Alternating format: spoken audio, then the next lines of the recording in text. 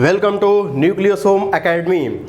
तो आज हम पढ़ेंगे केमिस्ट्री का सेकंड लेक्चर का मतलब कि हमने आपको हाइब्रिडाइजेशन निकालना बता दिया था और लास्ट में हमने ये भी बताया था कि नेक्स्ट लेक्चर में हम आपको इसका ज्योमेट्री बनाना सिखाएंगे। ज्योमेट्री का मतलब ये होता है कि ये कैसे बनाया जाता है। जैसे CH4 में हमने डायरेक्ट बता दिया sp3 हाइब्रिडाइजेशन हो गया, 4 सिग्मा होते हैं। तो CH4 बना कैसे, आज हम इसकी चर्चा करेंगे। तो हाउ टू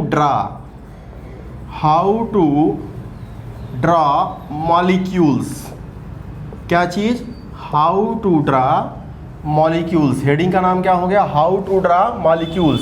अच्छा, मॉलिक्यूल्स का स्ट्रक्चर बनाने से पहले ये जान लीजिए कि मॉलिक्यूल्स में दो चीज़ होते हैं। क्या क्या? एक आपका सेंट्रल एटम होता है, कौन सा? एक आपका होता है central atom and second one is the surrounding atom. Okay, central atom और सराउंडिंग एटम। सेंट्रल एटम हम उसको बोलेंगे जिसके पास मैक्सिमम नंबर ऑफ इलेक्ट्रॉन होंगे और जो सेंटर में होगा। भाई सेंट्रल एटम जो होता है वो एक तरीके का राजा है। क्या है? ये राजा है। और सराउंडिंग एटम जो होते हैं उसकी क्या है? प्रजा है।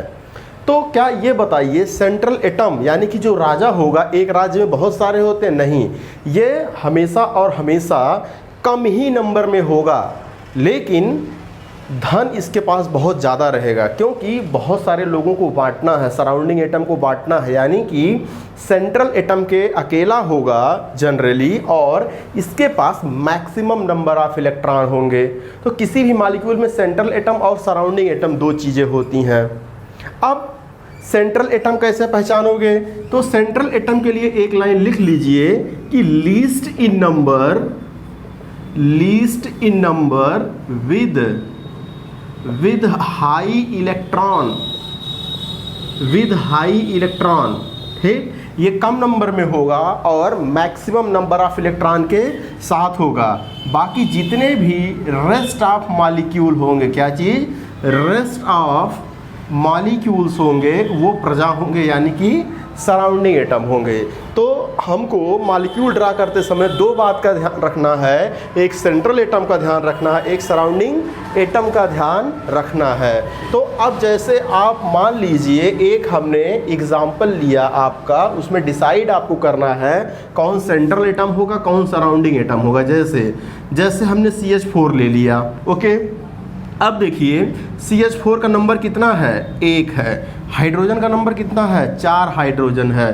तो यहाँ तो साफ साफ दिख रहा है कि सेंट्रल एटम कौन होगा? सेंट्रल एटम कार्बन होगा। सराउंडिंग एटम कौन होगा? आपका हाइड्रोजन होगा।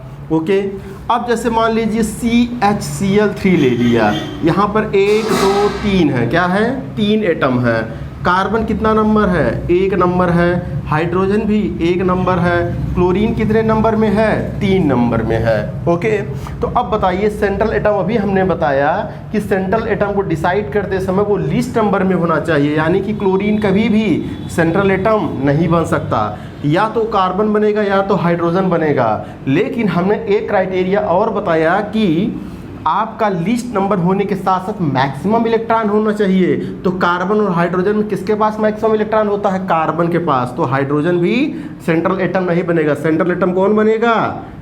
कार्बन बनेगा। कौन सा बनेगा? कार्बन बनेगा। अब आप निकाल सकते हो, जैसे मान लीजिए फॉस्फेट आयन ले लिया हमने, PO4 माइनस माइनस माइनस। ये ऑक्सीजन कितने नंबर में है?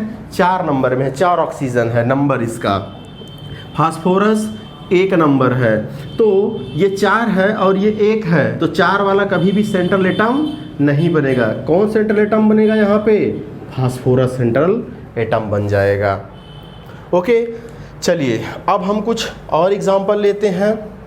जैसे मान लीजिए हमारे पास एग्जांपल है K2Cr2O7, ऑक्सीजन 7 नंबर में और पोटेशियम 2 नंबर में, क्रोमियम 2 नंबर में। ठीक, 7 वाला तो पहले ही हम हटा देंगे। क्यों? क्योंकि ये नंबर में ज़्यादा है। ओके, सेंट्रल एटम हो ही नहीं सकता। पोटेशियम और आपका क्रोमियम बचा। अब पोटेशियम और क्रोमियम दो दो नंबर में है, तो पोटेशियम को हम हटा देंगे क्योंकि पोटेशियम के पास बहुत कम इलेक्ट्रॉन होते हैं। मैक्सिमम इलेक्ट्रॉन किसके पास है? क्रोमियम। तो क्रोमियम क्या बन जाएगा यहाँ पे? सेंट्रल एटम बन जाएगा। क्या बन जाएगा? सेंट्रल एटम बन जाएगा। बाकी ऑक्सीजन और पोटेशियम क्या बन जाएंगे? सराउंडिंग एटम बन जाएंगे। क्या बन जाएंगे ये?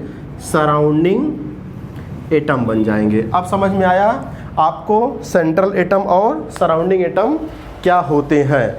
अब देखिए, इतना समझने के बाद, सेंट्रल एटम और सराउंडिंग एटम समझने के बाद जो है यहाँ पर आता है कि हम स्ट्रक्चर को ड्रा कैसे करेंगे। तो स्ट्रक्चर को ड्रा करने से पहले थोड़ा सा ये जान लीजिए ऑक्टेट रूल के बारे में। किसके बारे में? Octet rule. ये देखिए ऑक्टेट रूल। ऑक्टेट रूल ये कहता है, according to this rule, octet rule के अकॉर्डिंग, अगर किसी भी एटम में आउटर मोस्ट, क्या हमने बोला? किसी भी एटम के आउटर मोस्ट सेल में अगर 8 इलेक्ट्रॉन हो जाते, कितने इलेक्ट्रॉन हो जाते हैं? 8 इलेक्ट्रॉन हो जाते हैं। किसमें? आउटर मोस्ट सेल में अगर 8 इलेक्ट्रॉन हो जाते हैं तो वो एटम जीरो ग्रुप एलिमेंट की तरह, जीरो ग्रुप एलिमेंट की तरह क्या हो जाते हैं? स्टेबल हो जाते हैं। क्योंकि जीरो ग्रुप एलिमेंट स्टेबल है कितने इलेक्ट्रॉन पे? 8 इलेक्ट्रॉन पे स्टेबल है। ओके, तो आउटर मोस्ट सेल में अगर 8 इलेक्ट्रॉन हो जाएगा तो कोई भी एलिमेंट जीरो ग्रुप की तरह मिमिक्री करने लगेगा, यानी कि वो भी क्या हो जाएगा? स्टेबल हो जाएगा। 8 इलेक्ट्रॉन पे, 8 का मतलब ऑक्टेट, तो इसी को बोलते हैं ऑक्टेट रूल। यानी कि अगर कोई भी, जैसे मान लीजिए ए एटम है, इसके पास 7 इलेक्ट्रॉन था, अगर ये 1 इलेक्ट्रॉन और कहीं से पा जाए, यानी कि और पा जाए मतलब एक माइनस चार्ज हो जाए, तो ये क्या हो जाएगा? स्टेबल हो जाएगा। क्या हो जाएगा? स्टेबल हो जाएगा। अब मान लीजिए कोई एटम बी है, ओके, इसके पास थे 9 इलेक्ट्रॉन। कितने इलेक्ट्रॉन थे? 9 इलेक्ट्रॉन थे। मान लीजिए इसने क्या किया? 1 इलेक्ट्रॉन को क्या कर दिया? किसी को डोनेट कर दिया, तो इस पर बी पॉजिटिव चार्ज आया। अब कितना? 8 इलेक्ट्रॉन इसके पास हो जाएगा। अब ये स्टेबल हो जाएगा। क्या हो जाएगा? ये स्टेबल हो जाएगा। ओके, अब देखिए, ये तो रहा, हमने आपको एग्जाम्पल दिया स्टेबल होने के लिए। लेकिन कोई एलिमेंट या कोई एटम जो होते हैं वो 8 से ज़्यादा भी इलेक्ट्रॉन अपने अंदर रख सकते हैं, यानी कि उसको बोलते हैं एक्सपेंशन। क्या चीज़? Expansion of octet rule. क्या बोला हमने? Expansion of octet rule. Octet rule का क्या करना? एक्सपेंशन करना, ऑक्टेट रूल का प्रसार करना। ओके, यानी कि जिसके पास, देखिए, जिसके पास अगर if D orbital present in cell, अगर सेल में कौन सा ऑर्बिटल प्रेजेंट है? डी ऑर्बिटल प्रेजेंट है। ओके, तो वो अपने ऑक्टेट का क्या कर सकता है? एक्सपेंशन कर सकता है। अब आपको कैसे पता चलेगा? पूछोगे सर हमें कैसे पता चलेगा कौन से एलिमेंट अपने ऑक्टेट का एक्सपेंशन कर सकते हैं, कौन से एलिमेंट अपने ऑक्टेट का एक्सपेंशन नहीं कर सकते हैं? तो हम आपको बताएं कि पीरियोडिक टेबल में जाइए, यानी कि पीरियोडिक टेबल ज़रा देखिए। पीरियोडिक टेबल में क्या होता है कि ऐसे ऐसे मान लीजिए बना हुआ है खाना। ये देखिए, यहाँ पर लिखा हुआ हाइड्रोजन, यहाँ पर लिखा हुआ हीलियम, यहाँ पर लिखा हुआ lithium, beryllium, boron, carbon, nitrogen, oxygen, fluorine, neon, sodium, fluorine, neon, और यहाँ पर लिखा हुआ सोडियम। तो ये वाला देखिए, ये वाला फर्स्ट रो है। क्या है ये जो फर्स्ट रो है ये फर्स्ट, और ये वाला क्या है आपका? सेकेंड रो है। क्या ये? सेकेंड रो है। तो फर्स्ट रो में खाली और खाली यस पाया जाता है। क्या पाया जाता है? यस ऑर्बिटल पाया जाता है। सेकेंड वाले में यस और पी दोनों पाए जाते हैं, यस और पी दोनों। लेकिन थर्ड वाले से क्या चीज़? थर्ड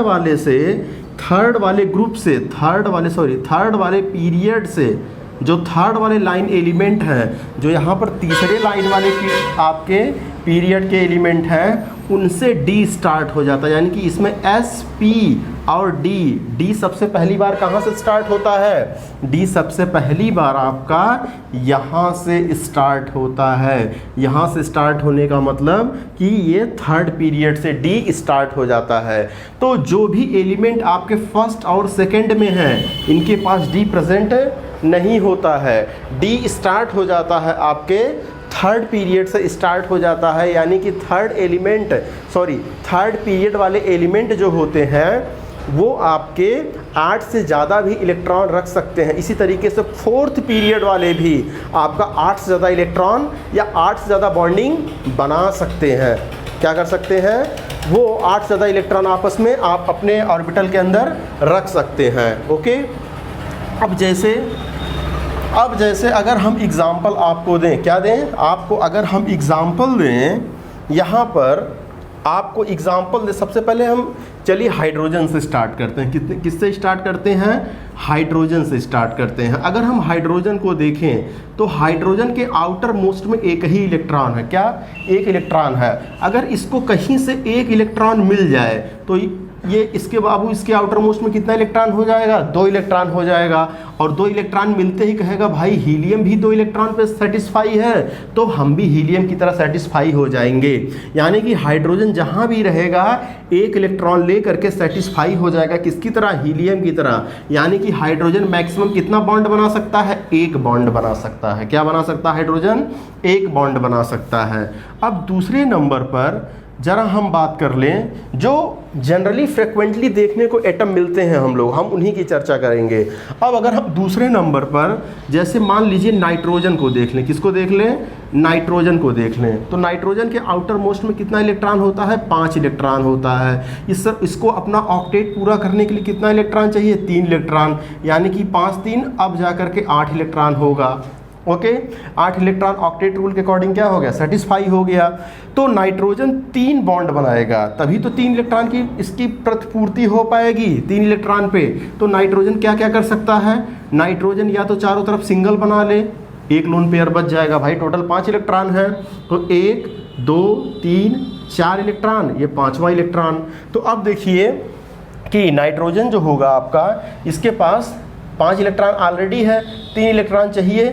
तो ये देखिए 5 इलेक्ट्रॉन था, 3 इलेक्ट्रॉन के लिए 3 बॉन्ड बना लेगा। या तो सिंगल सिंगल सिंगल बनाए, या क्या कर सकता है नाइट्रोजन? डबल बॉन्ड सिंगल बना ले, एक तरफ डबल बना ले, एक तरफ सिंगल बना ले, और एक लोन पेयर बच जाएगा। या नाइट्रोजन क्या कर सकता है? एक ही तरफ ट्रिपल बॉन्ड बना ले और एक लोन पेयर क्या हो जाएगा? बच जाएगा। ठीक।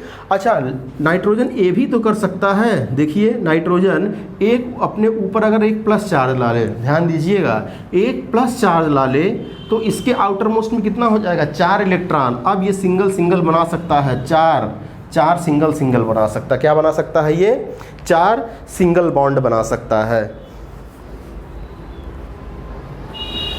नाइट्रोजन की बात हो गई यहाँ पर ख़त्म। अब आइए हम तीसरे नंबर पर बात करते हैं ऑक्सीजन का। किसका? ऑक्सीजन का। ऑक्सीजन के आउटर मोस्ट में कितना है? 6 इलेक्ट्रॉन है। कितने? 6 इलेक्ट्रॉन। इसको अपना ऑक्टेट पूरा करने के लिए कितना चाहिए? 2 इलेक्ट्रॉन चाहिए, यानी कि 6 2 8 इलेक्ट्रॉन हो जाएगा। ठीक। अब यहाँ पर इसको चाहिए 2 इलेक्ट्रॉन, तो ऑक्सीजन क्या कर सकता है? या तो दोनों तरफ सिंगल सिंगल बॉन्ड बना ले, और इसके पास टोटल 6 इलेक्ट्रॉन थे तो 2 लोन पेयर बच जाएंगे। ये देखिए 1 2 इलेक्ट्रॉन, 2 2 4 2 6 8 इलेक्ट्रॉन। या ऑक्सीजन क्या कर सकता है? डायरेक्ट क्या कर सकता है? डबल बॉन्ड एक ही तरफ बना ले, डबल बॉन्ड। ओके, या तो सिंगल सिंगल बना ले या तो डबल बना ले। या ऑक्सीजन सोचिए और क्या कर सकता है? ऑक्सीजन 8 इलेक्ट्रॉन था, इसके ऊपर अगर नेगेटिव चार्ज ऑलरेडी है, ठीक, तो ये हमेशा और हमेशा खाली क्या बनाएगा? सिंगल बॉन्ड बनाएगा। क्योंकि अगर इसके ऊपर नेगेटिव चार्ज है, यानी कि इसके पास 6 इलेक्ट्रॉन पहले से था, नेगेटिव चार्ज आने से एक 7 इलेक्ट्रॉन हो गया, तो 7 अब एक ही इलेक्ट्रॉन तो चाहिए। एक ही इलेक्ट्रॉन पाने के लिए क्या कर लेगा? माइनस एक ही इलेक्ट्रॉन पाने के लिए क्या कर लेगा? सिंगल बॉन्ड में कन्वर्ट कर लेगा या सिंगल बॉन्ड फॉर्म कर लेगा। तो ये हाइड्रोजन, नाइट्रोजन, ऑक्सीजन की बात हो गई। अब अगर हम बात करें थोड़ा सा हैलोजन की। किसकी? हैलोजन की। हैलोजन का मतलब फ्लोरीन, क्लोरीन, ब्रोमीन और आयोडीन की बात करें तो इनके आउटर मोस्ट में होता है 7 इलेक्ट्रॉन। कितने इलेक्ट्रॉन होते हैं? 7 इलेक्ट्रॉन। तो और इनको अपना ऑक्टेट पूरा करने के लिए चाहिए 1 इलेक्ट्रॉन, तो 7 1 8 इलेक्ट्रॉन हो गया। यानी कि हाइड्रोजन जहाँ भी रहेगा X, ठीक है, ये सिंगल बॉन्ड बनाएगा। क्या बनाएगा? हमेशा और हमेशा सिंगल बॉन्ड बना सकता है। या इसको अगर बॉन्ड नहीं बनाना होगा तो X माइनस के फॉर्म में पाया जाएगा। X माइनस का मतलब कि 7 इलेक्ट्रॉन ऑलरेडी थे, माइनस का मतलब एक इलेक्ट्रॉन और आ गया, तो 7 1 8 इलेक्ट्रॉन हो गया। ओके, तो ये हाइड्रोजन की बात हो गई। तो हाइड्रोजन, नाइट्रोजन, ऑक्सीजन, हाइड्रोजन, ठीक है। अब देखिए जरा अगर हम देखिए क्या हो गया भाई, क्या हो गया, देखिए क्या हो गया।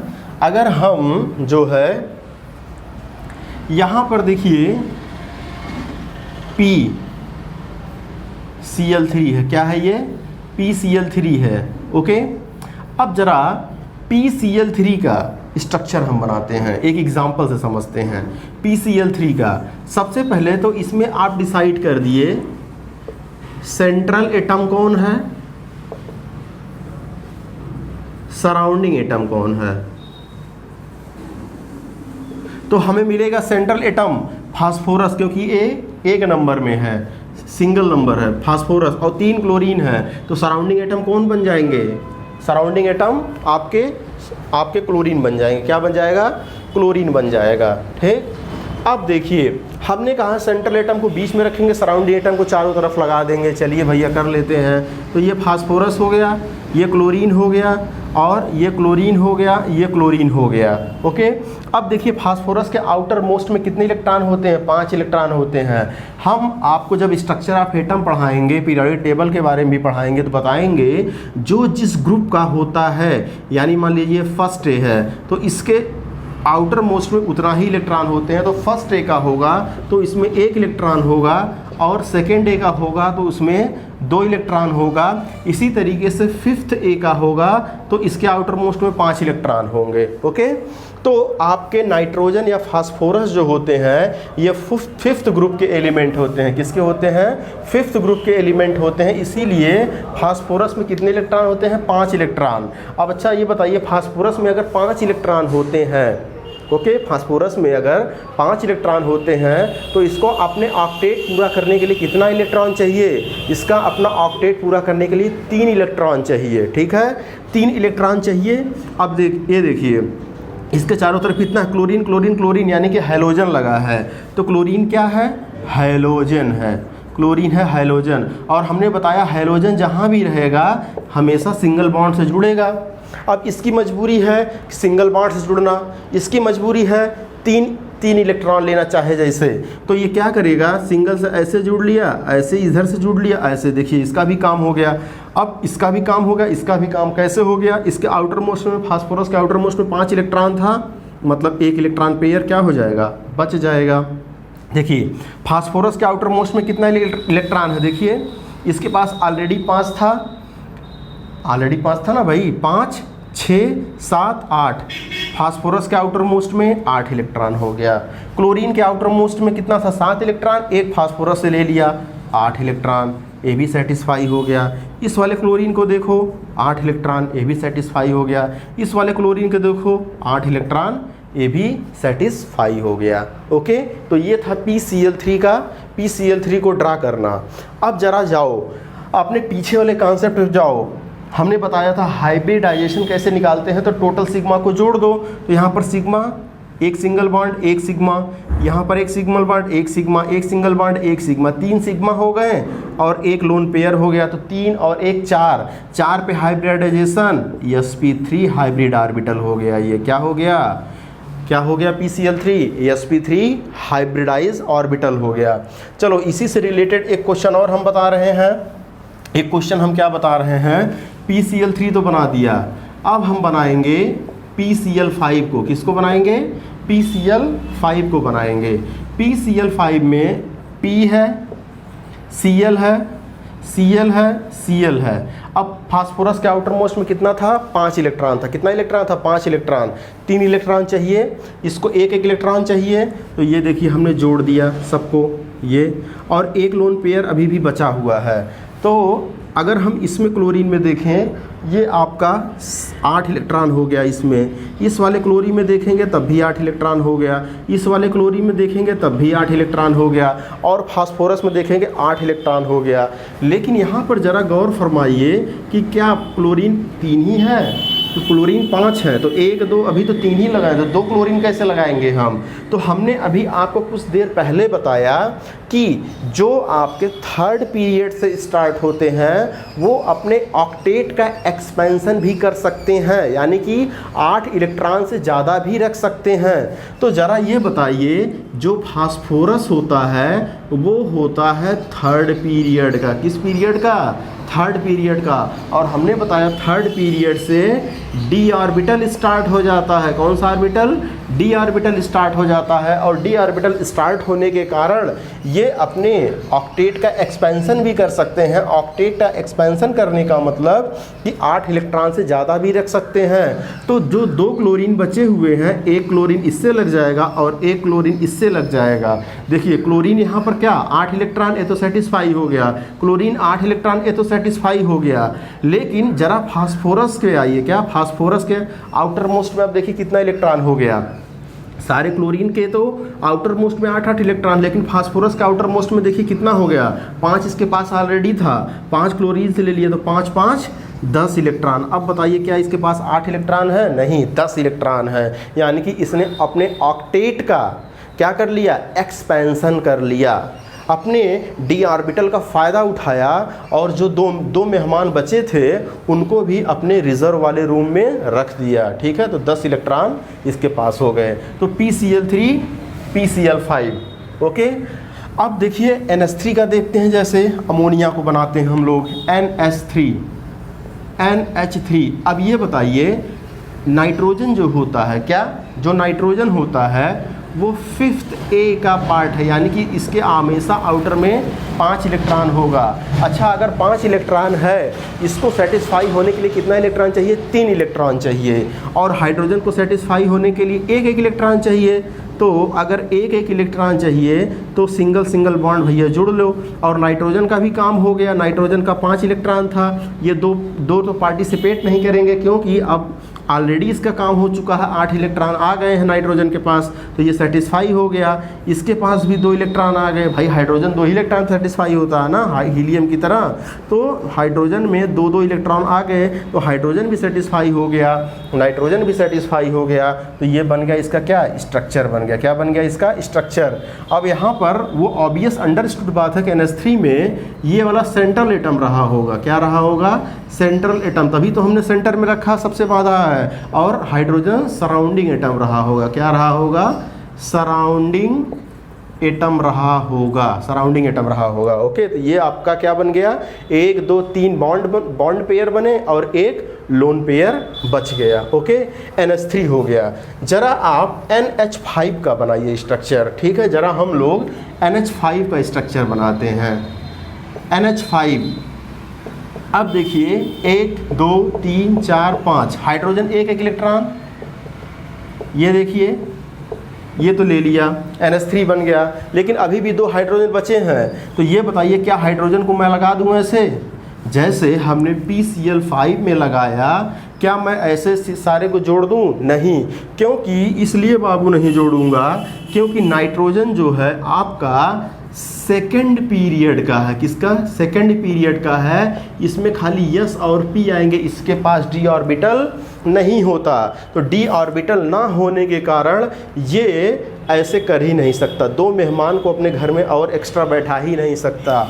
ओके, यानी कि कहने का मतलब ये है कि NH3 तो एग्जिस्ट करता है, लेकिन NH5 due to lack of d orbital ये एग्जिस्ट नहीं करेगा, जैसा कि PCl5 एग्जिस्ट कर लेता था, क्योंकि फास्फोरस के पास क्या था? d ऑर्बिटल प्रेजेंट था।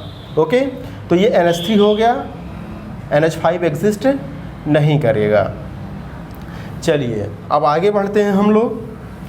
अब आगे बढ़ते हैं, जैसे मान लीजिए हमारे पास है H2O2 हाइड्रोजन परऑक्साइड। तो इसमें क्या होगा? ऑक्सीजन है, ये हाइड्रोजन है, ये हाइड्रोजन है। ऑक्सीजन जहाँ भी रहेगा 2 बॉन्ड से जुड़ेगा, तो अपना एक हाथ इधर फैला दिया, एक हाथ इधर फैला दिया। हाइड्रोजन जहाँ भी रहेगा सिंगल बॉन्ड, ये देखिए ऑक्सीजन जुड़ गया, ये ऑक्सीजन आपस में जुड़ गए, ये वाला हाइड्रोजन इससे जुड़ गया। और ये जो बॉन्ड होता है ओ ओ ओ, यानी कि ओ ऐसे ओ बॉन्ड, इसको बोलते हैं पराक्साइड बॉन्ड। क्या बोलते हैं? पराक्साइड बॉन्ड बोलते हैं, या इसको बोलते हैं पराक्साइड लिंकेज बोलते हैं। क्या बोलते हैं? Peroxide linkage. तो इसमें देखिए पराक्साइड लिंकेज बन गया, तो इसके पास 2 लोन पेयर बचा रह गया, इसके पास भी 2 लोन पेयर बचा रह गया। ये देखिए 2 इलेक्ट्रॉन पर सेटिस्फाई हो गया, ये 8 इलेक्ट्रॉन पे सेटिस्फाई है, ये भी 8 इलेक्ट्रॉन पे सेटिस्फाई है, ये 2 इलेक्ट्रॉन पे सेटिस्फाई है। ओके, अब देखिए, अब हमने जैसे बताया था आपको IF7, क्या बताया था? IF7 याद कीजिए, IF7 हाइब्रिडेशन निकालते समय IF7। अब आयोडीन कहाँ पे है? आयोडीन जो है ये है, देखिए फ्लोरीन, क्लोरीन, ब्रोमीन, आयोडीन यहाँ पर है, ठीक। यानी कि सेकंड, थर्ड, फोर्थ, फिफ्थ में, किसमें? फिफ्थ पीरियड में इसके पास d ऑर्बिटल है, ये अपने ऑक्टेट का एक्सपेंशन कर सकता है। तो अगर अपने ऑक्टेट का एक्सपेंशन करेगा, यानी कि मैक्सिमम, मिनिमम तो भाई 1 इलेक्ट्रॉन पार्टिसिपेट कर सकता है, मैक्सिमम 7, 2 2 4 2 6 7 इलेक्ट्रॉन पार्टिसिपेट कर सकते हैं, क्योंकि इसके पास d ऑर्बिटल है, 1 2 3 4 5 6 और ये हो गया 7। और फ्लोरीन क्या है? फ्लोरीन, फ्लोरीन के पास d ऑर्बिटल नहीं है, फ्लोरीन के पास d ऑर्बिटल इसलिए नहीं है क्योंकि ये आपका क्या है? सेकंड ए का एलिमेंट, सेकंड पीरियड का एलिमेंट है, इसके पास यस और पी होगा, तो ये खाली और खाली सिंगल बॉन्ड बना लेगा fluorine, single bond fluorine, single bond fluorine, single bond fluorine, single bond fluorine, single bond fluorine, और ये सिंगल बॉन्ड फ्लोरीन बना लेगा। ओके, अब देखिए फ्लोरीन के आउटर मोस्ट पे 8 इलेक्ट्रॉन, सारे फ्लोरीन 8 इलेक्ट्रॉन पे सेटिस्फाई हो गए हैं। कितने पर? 8 इलेक्ट्रॉन पे सेटिस्फाई हो गए। लेकिन जरा आयोडीन के अंदर देखिए कितना इलेक्ट्रॉन हो गया। आयोडीन के अंदर कितना हो गया? 7 तो पहले से था, 7 और आ गए, 7 7 14 इलेक्ट्रॉन पे सेटिस्फाई हो रहा है। क्यों? क्योंकि आयोडीन के पास क्या है? d ऑर्बिटल है। d ऑर्बिटल के कारण ये 8 से ज़्यादा भी इलेक्ट्रॉनों को रख सकता है। तो अब जल्दी से हाइब्रिडाइजेशन बता दीजिए। तो 1 सिग्मा यहाँ, 1 सिग्मा यहाँ, 1 सिग्मा ये, 1 सिग्मा ये, 1 सिग्मा ये, 1 सिग्मा ये, 1 सिग्मा ये, तो 1 2 3 4 5 6 7 सिग्मा, 0 लोन पेयर, यानी कि नंबर कितना है? 7 का मतलब sp3d3 हो गया। ओके, तो इस तरीके से आप जो है इसका स्ट्रक्चर क्या कर सकते हैं? किसी भी मॉलिक्यूल का ड्रा कर सकते हैं। क्या कर सकते हैं? इस तरीके से किसी भी मॉलिक्यूल का स्ट्रक्चर क्या कर सकते हैं? आप ड्रा कर सकते हैं। अब देखिए, ये तो IF7 का था। ये जितने भी अभी हम आपको बता रहे हैं, ये तो न्यूट्रल एटम वालों को बता रहे हैं। किसका बता रहे हैं? जिनके ऊपर कोई चार्ज नहीं है। अब जैसे मान लीजिए, होता क्या है, कभी कभी आपको जीनन का स्ट्रक्चर पूछ लेता है। जैसे जीनन के कंपाउंड, आप कहेंगे सर ये जो जीनन है ये अपने आप में नोबल गैस है। क्या है ये? नोबल गैस है। तो यहाँ पर देखिए हीलियम, नियान, आर्गन, क्रिप्टन, जीनन और रेडन। रेडन तो छोड़ दिए क्योंकि ये रेडान क्या है? आपका रेडियो एक्टिव है। देखिए यहाँ पर साइज ऊपर से नीचे आने पर बढ़ता है, तो जीनन का साइज बहुत बड़ा होता है। जितने भी ऊपर के कंपाउंड है, इनका तो कंपाउंड, इनके जितने भी ऊपर के नोबल गैस थे, इनका कंपाउंड आज तक लाइब्रेरी में नहीं बनाया जा सकता। लेकिन जीनन का साइज बड़ा होने के कारण इसके ज़बरदस्ती छेड़छाड़ करके इसमें हम कंपाउंड बना सकते हैं। यानी कि जीनन नोबल गैस होते हुए भी इसके हम कंपाउंड बना सकते हैं। क्या बना सकते हैं? इसके हम कंपाउंड बना सकते हैं। जो सबसे पहले लैब में कंपाउंड बना था XeO2PT। क्या? XeO2PT, ठीक है। जो सबसे पहले लेबोरेटरी में जीनन का कंपाउंड बनाया गया था, वो कौन सा कंपाउंड था? XeO2PT था। ओके, इसके बाद तो जीनन का कंपाउंड की क्या हो गई? एकदम सीरीज लग गई कि जीनन के कंपाउंड बनाए जा सकते हैं। तो जीनन देखिए, जीनन है अपने आप में नोबल गैस, 8 इलेक्ट्रॉन है, लेकिन ये अपने ऑक्टेट का क्या कर सकता है, एक्सपेंशन कर सकता है। क्या कर सकता है, अपने ऑक्टेट का एक्सपेंशन कर सकता है, क्योंकि इसके पास क्या है, d ऑर्बिटल है। अच्छा, ये s p d f जो भी हम ऑर्बिटल बता रहे हैं ना, जब हम आपको स्ट्रक्चर ऑफ एटम पढ़ाएंगे, क्वांटम नंबर पढ़ाएंगे, तो ये सारी चीज़ें आपको हम डिटेल में बताएंगे। अभी आप खाली इतना ही जान लीजिए कि स्ट्रक्चर कैसे बनाए जाते हैं। जैसे सपोज कीजिए हमारे पास एक एग्जाम्पल है XeO2F2।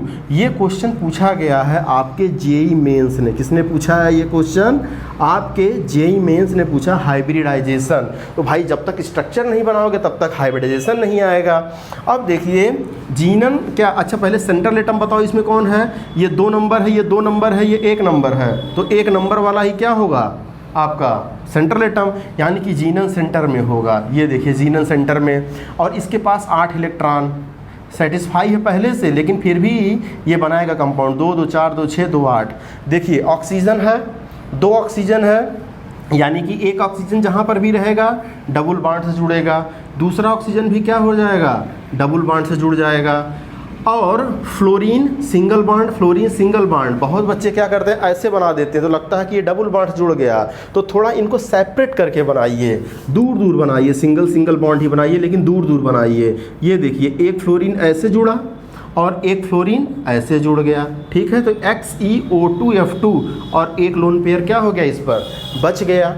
ओके, अब देखिए क्या हो गया, यहाँ पर डबल बॉन्ड ऑक्सीजन, यानी कि ऑक्सीजन के आउटर मोस्ट में 8 electron satisfy, 8 electron satisfy, fluorine के आउटर मोस्ट में 8 इलेक्ट्रॉन सेटिस्फाई, फ्लोरीन के आउटर मोस्ट में 8 इलेक्ट्रॉन, ये भी सेटिस्फाई हो गया। अब जीनन को यहाँ पर मत देखिए कि सेटिस्फाई हो रहा है कि नहीं हो रहा है, क्यों, क्योंकि जीनन के आउटर आपका d ऑर्बिटल है, ये एक्सपेंशन कर सकता है, 8 से ज़्यादा भी इलेक्ट्रॉन हो सकते हैं। चलिए आपके जो है अंतरात्मा के विचार के लिए इसको हम थोड़ा सा क्या करते हैं, इलेक्ट्रॉन का गिन ही लेते हैं। तो कितना हो गया आपका इलेक्ट्रॉन, 8 था, 8 2 10 2 12 1 13 1 14, जीनन में कितना हो गया, 14 इलेक्ट्रॉन होगा। कितना हो गया, 14 इलेक्ट्रॉन पर भी ये सेटिस्फाई रहेगा। अब इसका हाइब्रिडाइजेशन आपसे पूछा गया था, तो यहाँ पर डबल बॉन्ड बन रहा है तो 1 सिग्मा होगा, डबल बॉन्ड बन रहा है तो 1 सिग्मा, यहाँ पे सिंगल है तो 1 सिग्मा, यहाँ पे सिंगल है तो 1 सिग्मा।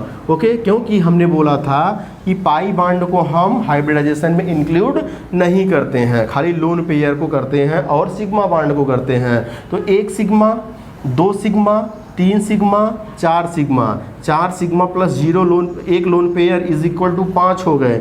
5 पे क्या हाइब्रिडाइजेशन आएगा जीनन का, sp3 डिहाइब्रिडाइजेशन होगा। ओके, XeO2F2 का। ओके, अब जैसे मान लीजिए XeOF4 का बनाना था आपको, इस स्ट्रक्चर का XeO4 का स्ट्रक्चर बना था, बहुत आसान। Xe 1 2 3 4 5 6 7 8, double bond O, double bond O, double bond O, double bond O, इस तरीके से स्ट्रक्चर बन गया। हाइब्रिडाइजेशन निकालना था आपको, 1 सिग्मा, 2 सिग्मा, 3 सिग्मा, 4 सिग्मा, कोई लोन पेयर नहीं, तो 4 plus 0 lone pair is equal to 4। कितना आ जाएगा हाइब्रिडाइजेशन सेंट्रल एटम का जीनन का, sp3 हाइब्रिडाइजेशन आ गया। क्या आ गया, sp3 हाइब्रिडाइजेशन आ गया। ये सब जितने हम एटम बता रहे हैं अभी भी, ये सारे के सारे कितने हैं, किसके हैं, न्यूट्रल एटम के हैं। क्या करोगे अगर चार्ज एटम आ जाए, क्या, चार्ज एटम, यानी कि चार्ज मॉलिक्यूल, चार्ज मॉलिक्यूल, अगर देखो चार्ज मॉलिक्यूल में क्राइटेरिया ये हो सकता है कि अगर सराउंडिंग एटम ऑक्सीजन है, सराउंडिंग एटम ऑक्सीजन है, क्या है, ऑक्सीजन है, या सराउंडिंग में एटम में ऑक्सीजन नहीं है, ठीक, ऑक्सीजन प्रेजेंट है और कि ऑक्सीजन एब्सेंट है। ये तो था नेगेटिव चार्ज वालों में। नेगेटिव चार्ज, भाई चार्ज में पॉजिटिव नेगेटिव दोनों होगा। अगर नेगेटिव चार्ज है तो नेगेटिव चार्ज में देख लो ऑक्सीजन प्रेजेंट है या ऑक्सीजन प्रेजेंट नहीं है।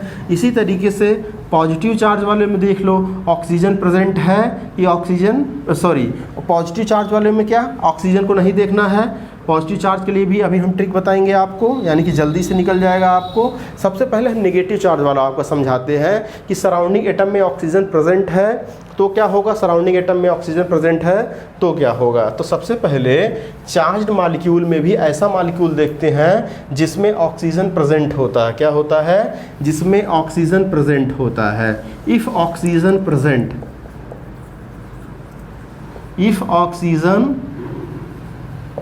प्रेजेंट तो देखिए अगर ऑक्सीजन प्रेजेंट होगा, क्या चीज़ हमने बोला, अगर ऑक्सीजन प्रेजेंट होगा तो जितने भी चार्ज होंगे, ऑक्सीजन प्रेजेंट होगा तो जितना भी नेगेटिव चार्ज होगा वो हम किसको दे देंगे, ऑक्सीजन को दे देंगे।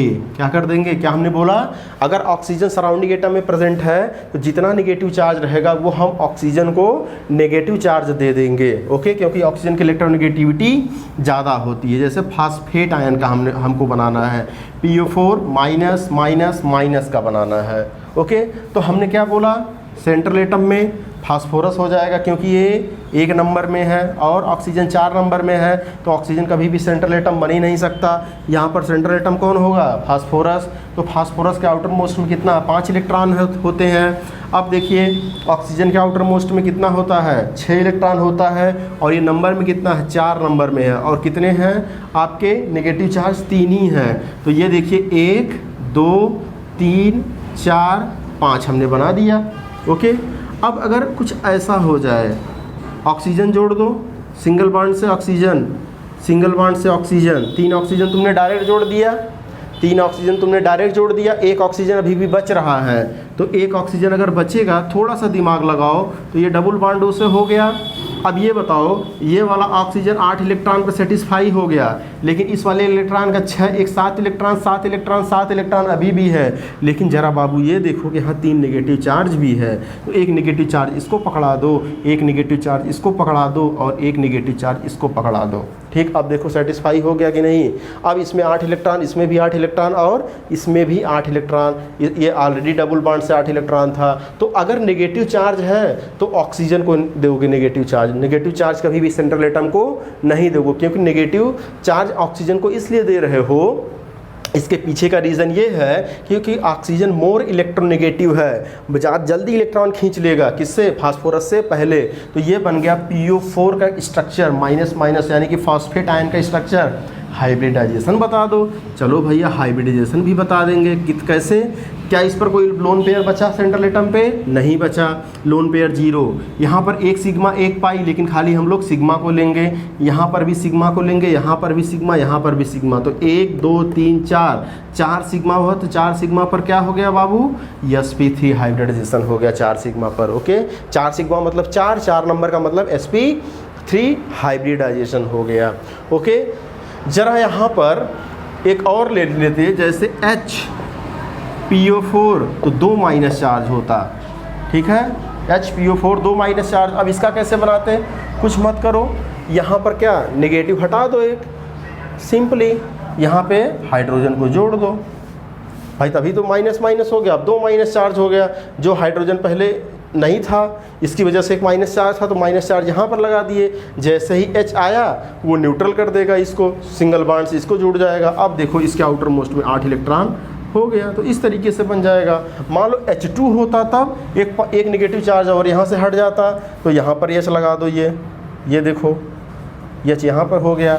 अगर मान लो H3 होता तब सर H3PO4, तो बेटा यहाँ से और एक नेगेटिव हट जाता। अब यहाँ पर H एक और लगा दो, ये देखो, तो H3PO4 का स्ट्रक्चर बन गया ये H3PO4, यानी कि P double bond O single bond OH single bond OH single bond OH, H3PO4 का स्ट्रक्चर बन गया, यानी कि आर्थोफॉस्फोरिक एसिड का स्ट्रक्चर बन गया। नेगेटिव था तब हमने नेगेटिव चार्ज किसको दिया, ऑक्सीजन को दिया। अगर मान लीजिए नेगेटिव चार्ज है लेकिन ऑक्सीजन नहीं है, तब क्या करेंगे, यानी कि if oxygen is not present then, तो हम क्या करेंगे, सारा का सारा नेगेटिव चार्ज हम सेंट्रल एटम को दे देंगे। किसके दे देंगे, सेंट्रल एटम को। If oxygen not present, if oxygen not present in surrounding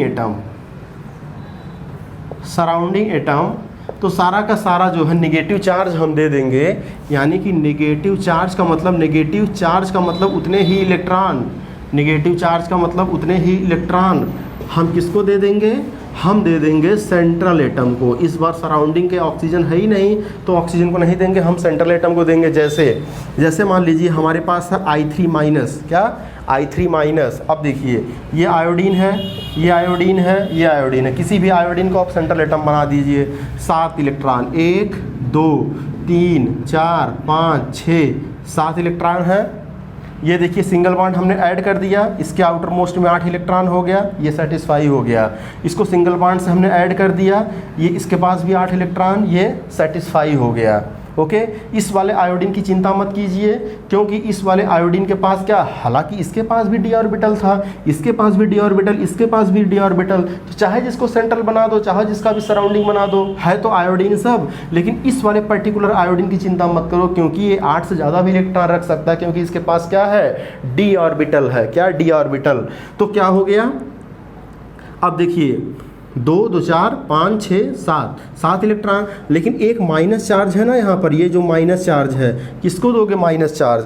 minus charge का मतलब 1 इलेक्ट्रॉन, तो ये 1 इलेक्ट्रॉन किसको दे दोगे, आयोडीन को दोगे। किसको दोगे, आयोडीन, क्योंकि आयोडीन सेंटर में है। अब देखो कितना हो गया इसके पास, 3 लोन पेयर हो गया। क्या हो गया, 3 लोन पेयर। जल्दी से हाइब्रिडाइजेशन बता दो बेटा, 1 सिग्मा 2 सिग्मा, तो 3 सिग्मा हो गए और 1 2 3 लोन पेयर भी हो गए।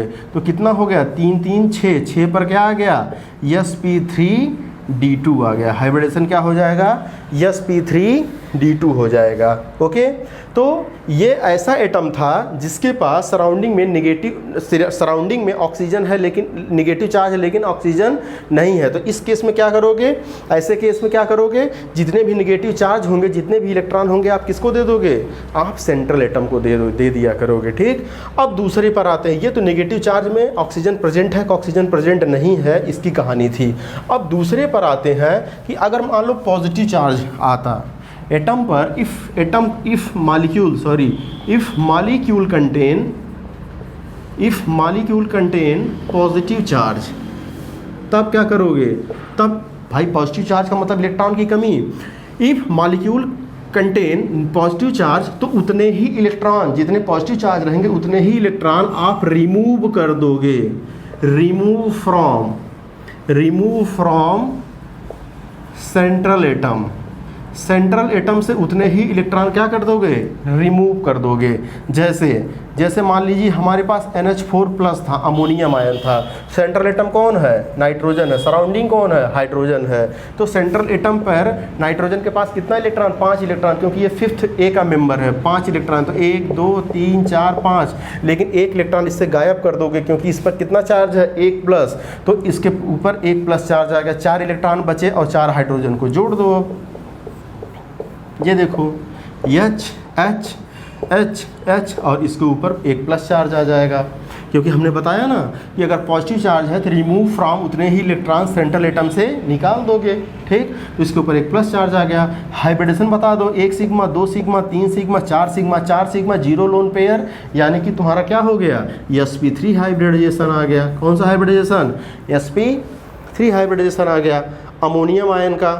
ओके, अब अमोनियम आयन के अलावा अगर और कोई प्लस चार्ज है, अगर आपके पास और कोई प्लस चार्ज है, तो उसका भी ऐसे बना देंगे हम, यानी कि हमेशा और हमेशा जो भी इलेक्ट्रॉन रिमूव करेंगे, किससे निकालेंगे हम लोग, हमेशा सेंट्रल एटम से इलेक्ट्रॉन को रिमूव करेंगे।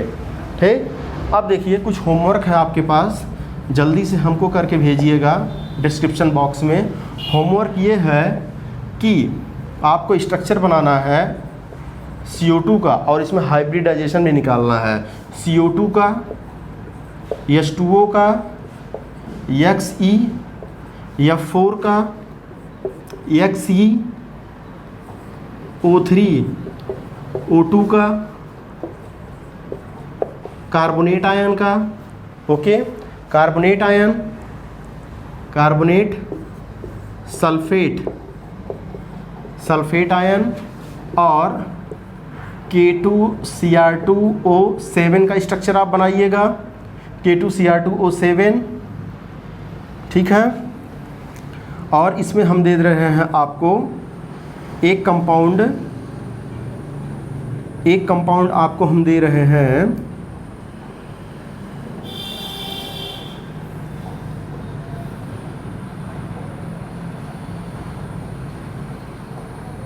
जीनन का ही ले लीजिए, XeF2, क्या XeF2, ठीक है, XeF2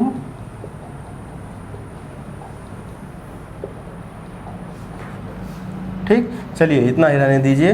तो ये हमको आप बताएंगे डिस्क्रिप्शन बॉक्स में लिख करके कि इनका स्ट्रक्चर कैसे बनेगा, और हाइब्रिडाइजेशन तो आप निकालना जानते ही हैं, टोटल सिग्मा जोड़ दीजिए, उसमें लोन पेयर जोड़ दिए सेंट्रल एटम का वाला, वो आपका हाइब्रिडाइजेशन हो जाएगा। ओके, इतना अच्छे से रिवीजन कर दिए। फिर हम आपको कुछ IIT JEE और नीट में आए हुए इससे रिलेटेड क्वेश्चन, कुछ इंटरेस्टिंग क्वेश्चन बताएंगे आपको, बॉन्ड्स के बारे में बताएंगे, तो वो आपको नेक्स्ट लेक्चर में बताएंगे। तब तक ओके, थैंक यू।